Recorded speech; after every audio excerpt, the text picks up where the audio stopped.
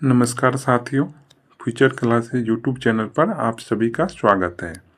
आज जो हम डिस्कशन करेंगे ऑफिसर एकेडमी टीम के द्वारा लिखित पुस्तक NCERT 360 डिग्री क्लास 6 to 12 विज्ञान। तो इसी बुक से आज जो है कि क्लास 9th का चैप्टर नंबर 8 का डिस्कशन करेंगे, जिसका नाम है बल तथा गति के नियम, जो सभी एग्जाम के लिए बहुत ही महत्वपूर्ण है। और जो भी साथी जीके जीएस और करंट अफेयर्स का टेस्ट देना चाहते हैं वो सभी साथी टेलीग्राम ग्रुप से जुड़ जाइए। टेलीग्राम ग्रुप का लिंक कमेंट बॉक्स में मिलेगा।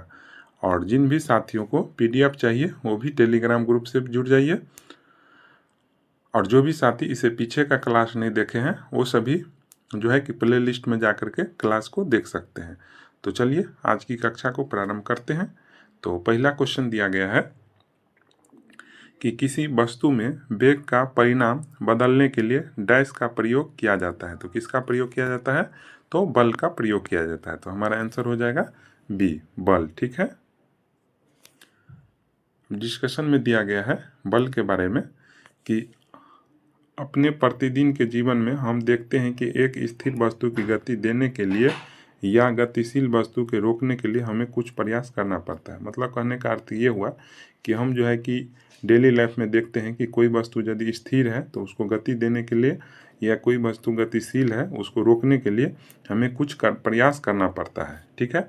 तो वो प्रयास क्या है? यानी हमको बल लगाना पड़ता है। समान भाषा में इसके लिए हमें शारीरिक प्रयास करना पड़ता है, तथा हम कहते हैं कि किसी वस्तु की गति की अवस्था में लाने के लिए हमें उसे खींचना, धकेलना या ठोकर लगाना पड़ता है। तो खींचने, धकेलने या ठोकर लगाने की इस क्रिया पर बल की अवधारणा आधारित होता है। ठीक है। यानी हम जब खींचते हैं या धकेलते हैं या ठोकर देते हैं तो हमें उसमें फोर्स लगाना पड़ता है। ठीक है। अब नेक्स्ट क्वेश्चन है 2। इसमें कह रहा है कि यदि किसी पिंड को दोनों ओर से समान बल द्वारा खींचा जाता है तो पिंड गति नहीं करता है। तो उसको हम क्या बोलेंगे? संतुलित बल। मतलब कहने का अर्थ ये हुआ, यदि हम जो है कोई चीज़ को खींच रहे हैं और दोनों तरफ से जो है कि हमको समान बल लग रहा है तो हम उसको क्या बोलेंगे? संतुलित बल। ठीक है। डिस्कशन में दिया गया है कि अगर पिंड को दोनों ओर से समान बल द्वारा खींचा जाता है तो ऐसी दशा में पिंड गति नहीं करता है। यानी मान लीजिए हम दो तरफ से खींच रहे हैं तो यदि एक तरफ से जो है कि खींच रहा है, मान लीजिए 2 न्यूटन का फोर्स लगा रहा है और दूसरे तरफ से भी 2 न्यूटन का फोर्स लगेगा, तो इससे क्या होगा कि जो है कि उसमें खिंचाव नहीं होगा। तो इस प्रकार वो जो है कि गति नहीं करेगा। तो उसको हम क्या बोलेंगे? संतुलित बल बोलेंगे। ठीक है। तो इस तरह के बलों को संतुलित बल कहते हैं तथा यह गति की अवस्था को परिवर्तित नहीं करता है। ठीक है। अब नेक्स्ट क्वेश्चन है 3। इसमें कह रहा है निम्नलिखित में से संतुलित बल की विशेषता नहीं है। तो कौन सा संतुलित बल की विशेषता नहीं है? तो कह रहा है संतुलित बल का आकार और परिमाण बराबर होता है। तो ये सही है। यह बलों में किसी वस्तु का विराम या गति में कोई परिवर्तन नहीं होता है। तो ये भी सही है। इस बल के कारण गतिशील वस्तु अपनी दिशा या गति बदल सकती है। तो ये नहीं है, संतुलित बल में ये नहीं होता है। यह बल किसी वस्तु पर विपरीत दिशाओं में कार्य करते हैं। तो ये सही है। तो हमारा आंसर हो जाएगा सी। हमको कह रहा था कौन सा नहीं है, तो इसीलिए हमारा आंसर हो जाएगा सी। डिस्कशन में दिया गया है कि अगर हम किसी बल द्वारा धागे x को खींचते हैं तो पिंड दाहिनी ओर खिसकना शुरू करता है। उसी प्रकार अगर हम y को खींचते हैं तो वह पिंड बाईं ओर खिसकना शुरू करता है। लेकिन अगर पिंड के दोनों ओर समान बल द्वारा खींचा जाता है तो ऐसी दिशा में पिंड जो है कि गति नहीं करता है। ठीक है। इस तरह के बलों को संतुलित बल कहते हैं तथा यह गति की अवस्था को परिवर्तित करता है। अब एक ऐसी अवस्था की कल्पना करें जिसमें भिन्न परिणाम के दो विपरीत बल पिंड को खींचते हैं। इस अवस्था में पिंड अधिक बल वाली दिशा में खींचना शुरू करेगा। इस प्रकार दोनों बल संतुलित नहीं है। असंतुलित बल पिंड के खिसकने की दिशा में कार्य करता है। इससे यह पता चलता है कि किसी पिंड पर लगने वाला असंतुलित बल उसको गति प्रदान करता है। अब नेक्स्ट क्वेश्चन है 4। इसमें कह रहा है कि किसी वस्तु को सतत गतिशील बनाए रखने के लिए डैश की आवश्यकता होती है। तो क्या चीज़ की आवश्यकता होती है? तो संतुलित बल की आवश्यकता होती है। तो हमारा आंसर हो जाएगा ए। अब नेक्स्ट क्वेश्चन है 5। इसमें कह रहा है जड़त्व निम्नलिखित में से गति के किस नियम से संबंधित है? तो जड़त जो है कि गति के पहला नियम से जो है संबंधित है, और पहला नियम से ही बल की परिभाषा भी मिलता है, और दूसरा नियम से जो है बल का व्यंजक प्राप्त होता है, यानी बल का सूत्र प्राप्त होता है। ठीक है। अब नेक्स्ट क्वेश्चन है 6। इसमें कह रहा है कि यदि वस्तु सरल रेखा में एक समान गति की अवस्था बनी रहती है जब तक उस पर बाह्य बल न लगाया जाए, यह गति किस नियम से संबंधित है? तो ये गति जो है कि गति का पहला नियम है। कहने का अर्थ ये है, यदि कोई वस्तु सरल रेखा में एक समान गति की अवस्था बनी रहती है तब तक बना रहेगा जब तक उस पर कोई जो है कि एक्सटर्नल फोर्स न लगाया जाए। ठीक है। तो ये गति का पहला नियम है। कह प्रत्येक वस्तु अपनी स्थिर अवस्था या सरल रेखा में एक समान गति की अवस्था में बनी रहती है जब तक कि उस पर कोई बाहरी बल कार्यरत न हो। ठीक है। गति के पहले नियम को क्या बोलते हैं? गति के पहले नियम को जो है कि जड़त्व का नियम भी कहते हैं। अब नेक्स्ट क्वेश्चन है 7। इसमें कह रहा है निम्नलिखित में से गति प्रथम नियम के संदर्भ में कौन सा कथन जो है कि सही है? ठीक है। तो कह रहा है चलती हुई गाड़ी में अचानक से ब्रेक लगाने पर आदमी को आगे की ओर झुकना, तो ये गति का पहला नियम है, सही है। क्रिकेट मैच के दौरान क्षेत्र रक्षक कैच को पकड़ने के लिए अपने हाथ को पीछे की तरफ खींचता है, तो ये गति का तीसरा नियम है। गति का क्या है? तीसरा नियम है। ठीक है। गति का ये तीसरा नियम है। तो हमारा आंसर करा तो कौन कथन सही है? तो हमारा आंसर हो जाएगा ए, केवल एक कथन जो है सही है। ठीक है। अब डिस्कशन में दिया गया है कि किसी मोटर गाड़ी में यात्रा करते समय होने वाले अनुभव की व्याख्या जड़त्व के नियम द्वारा की जाती है। सीट के सापेक्ष हम तक विस्थापन में रहते हैं जब तक कि मोटर गाड़ी को रोकने के लिए ब्रेक न लगाया जाए। ब्रेक लगाए जाने पर गाड़ी के साथ सीट भी विरामावस्था में आ जाती है, परंतु हमारा शरीर जो है कि जड़त्व के कारण गतिज अवस्था में ही बने रहने की प्रवृत्ति रहता है। अचानक ब्रेक लगाने पर सीट के आगे लगे पैनल से टकराकर हम घायल भी हो सकते हैं। इस तरह की दुर्घटनाओं से बचने के लिए सुरक्षा बेल्ट का उपयोग किया जाता है। ये सुरक्षा बेल्ट हमारे आगे बढ़ने की गति को धीमा करती है। इसके विपरीत हम अनुभव कर तब होता है जब हम मोटर बस में खड़े होते हैं एवं मोटर बस अचानक चल पड़ती है। इस स्थिति में हम पीछे की ओर झुक जाते हैं।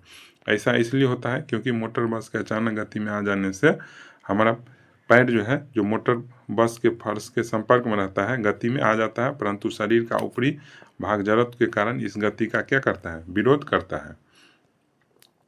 क्रिकेट मैच के दौरान क्षेत्र रक्षक कैच को पकड़ने के लिए अपने हाथ को पीछे की तरफ खींचता है। यह गति का दूसरा नियम जो यह बताता है कि किसी वस्तु के संवेग में परिवर्तन की दर उस पर लगाए गए बल के समानुपाती होता है। यानी गति का दूसरा नियम है कि किसी वस्तु के संवेग में जो परिवर्तन की दर है उस पर लगाए गए बाह्य बल के समानुपाती होता है। अब नेक्स्ट क्वेश्चन है 8। इसमें कह रहा है किसी पिंड का जड़त्व है, तो जड़त्व क्या है? तो उसकी गति की अवस्था में परिवर्तन का प्रतिरोध करता है, उसी को हम जड़त्व बोलते हैं। तो हमारा आंसर हो जाएगा सी। अब नेक्स्ट क्वेश्चन है 9। इसमें कह रहा है कि यदि दो वस्तु ए और बी के द्रव्यमान क्रमशः 10 kg और 50 kg है तो क्या होगा? तो बी का जड़त्व ए के जड़त्व से क्या होगा? अधिक होगा। तो हमारा आंसर हो जाएगा सी। डिस्कशन में दिया गया है कि एक ठेला गाड़ी को चलाने के लिए जितने बल की आवश्यकता होती है उतना बल यदि किसी रेलगाड़ी पर लगाया जाए तो उसकी गति में 9 के बराबर परिवर्तन होगा, क्योंकि ठेलागाड़ी की तुलना में रेलगाड़ी अपनी गति में कम परिवर्तन चाहती है। इस प्रकार हम कह सकते हैं कि रेलगाड़ी का जड़त्व ठेलागाड़ी से अधिक है। इससे स्पष्ट है कि भारी वस्तुओं का जड़त्व क्या होता है? अधिक होता है। अब नेक्स्ट क्वेश्चन है 10। इसमें कह रहा है कि निम्नलिखित में से संवेग राशि डैश है। तो संवेग कैसी राशि है? तो संवेग जो है कि सदिश राशि है। तो हमारा आंसर हो जाएगा ए। कह रहा है संवेग में परिणाम और दिशा दोनों होते हैं। इसकी दिशा वही होती है जो वेग की होती है, इसीलिए यह सदिश राशि है। संवेग का ऐसे मात्रक केजी मीटर पर सेकेंड होता है। ठीक है।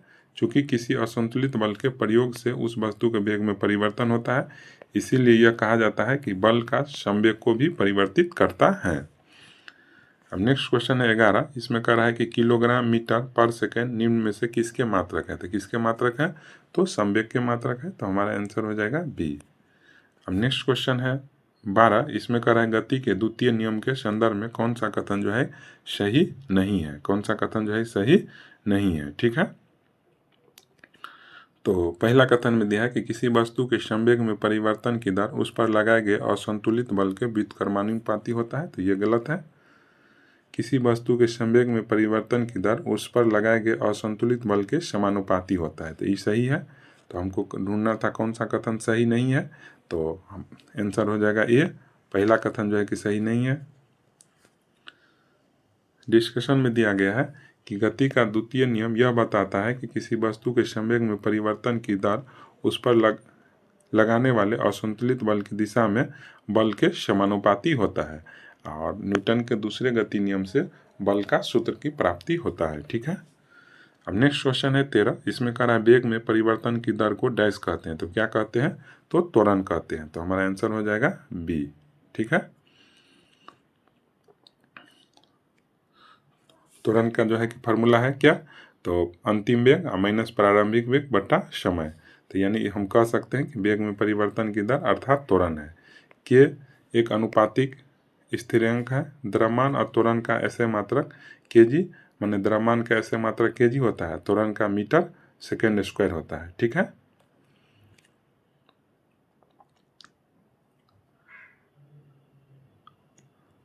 यहाँ पर दिया है कि गति के द्वितीय नियम से हमें किसी वस्तु पर लगने वाले बल को मापने की विधि मिलती है। बल को उस वस्तु में उत्पन्न त्वरण तथा वस्तु के द्रव्यमान के गुणनफल से प्राप्त किया जाता है। यानी बल को जो है कि बल में जो है कि बल का जो सूत्र निकलता है वहाँ से जो है कि त्वरण प्लस वस्तु के द्रव्यमान को गुना कर देते हैं, तब जो है कि बल का सूत्र की प्राप्ति होता है। अब नेक्स्ट क्वेश्चन है 14। इसमें कह रहा है त्वरण का ऐसे मात्रक है। तो त्वरण का ऐसे मात्रक क्या है? तो मीटर पर सेकेंड स्क्वायर है। तो हमारा आंसर हो जाएगा बी। ठीक है। अब नेक्स्ट क्वेश्चन है कि बल का ऐसे मात्रक होता है। तो बल का ऐसे मात्रक क्या होता है? तो केजी मीटर पर सेकेंड स्क्वायर। तो हमारा आंसर हो जाएगा ए। ठीक है। दिया है कि बल का मात्रक केजी मीटर पर सेकेंड स्क्वायर होता है। इसे न्यूटन यानी आइजैक न्यूटन के नाम पर भी कहते हैं। ठीक है। अब नेक्स्ट है कि क्वेश्चन 16। इसमें कह रहा है गति के द्वितीय नियम से हमको डैश मिलता है। तो क्या मिलता है? तो बल क्या जो है कि परिभाषा मिलता है, बल को मापने का तरीका मिलता है, और बल का जो है स्वरूप मिलता है। तो हमारा आंसर हो जाएगा डी, उपर्युक्त सभी। ठीक है।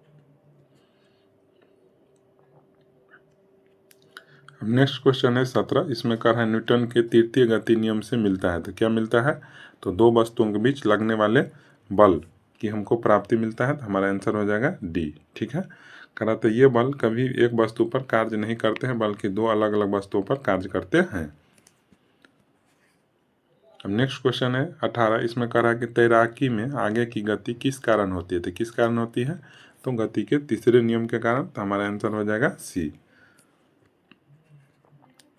गति के तीसरे नियम को प्रदर्शित किया जा सकता है। नाभिक आगे की ओर कूदता है तो नाव पर लगने वाला प्रतिक्रिया बल जो है कि नाव के पीछे की ओर धकेलता है। नेक्स्ट क्वेश्चन है 19। इसमें कह रहा है एक नाभिक द्वारा आगे की ओर कूदने की स्थिति में गति के डैश नियम को प्रदर्शित करता है। तो गति के तीसरे नियम को। तो हमारा आंसर हो जाएगा सी। डिस्कशन में दिया गया है कि बंदूक से गोली छोड़ने की अवस्था में बंदूक द्वारा गोली पर आगे की ओर एक बल निरूपित होता है। गोली भी बंदूक पर एक समान परंतु विपरीत दिशा में बल लगाता है। इससे बंदूक पीछे की ओर प्रक्षेपित होती है। चूंकि बंदूक का द्रव्यमान गोली के द्रव्यमान से बहुत अधिक होता है, इसीलिए बंदूक का त्वरण गोली के त्वरण से क्या होता है? काफ़ी कम होता है। एक नाभिक द्वारा नाव से आगे की ओर कूदने की स्थिति में गति के तीसरे नियम को प्रदर्शित किया जा सकता है। तो इस प्रकार आज का डिस्कशन हो गया। आशा करते हैं आप सभी साथियों को अच्छा लगा होगा। अच्छा लगा हो तो चैनल को सब्सक्राइब कीजिए, लाइक कीजिए, अपने दोस्तों के पास शेयर कीजिए। धन्यवाद।